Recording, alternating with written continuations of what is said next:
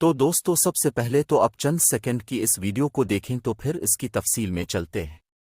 दोस्तों मेरी तरफ से अब तमाम फैन और फॉलोवर्स को एडवांस ईद मुबारक हो और मेरी दुआ है कि अब जहां रहें खुश रहें आबाद रहें हमेशा हंसते मुस्कुराते रहें। दोस्तों मैंने अब सब लोगों के संग बकरा ईद की खुशियों को दोबाला करने के लिए ये एक छोटी सी वीडियो बना है ताकि इस वीडियो के जरिए आप लोगों के पास अपने दिल की बात पहुंचा चुका सिक्कों और अब जैसे प्यारे प्यारे दोस्तों के साथ मिल कर ईद की खुशियों को बांट सिक्कों। और दोस्तों ये कैसे हो सकता है कि मैं ईद स्टेटस वीडियो बनाऊं और आपके साथ इस वीडियो को बनाने का तरीका शेयर ना करूं। तो चलिए बना टाइम ज़ाय किए चलते हैं मोबाइल की स्क्रीन पर।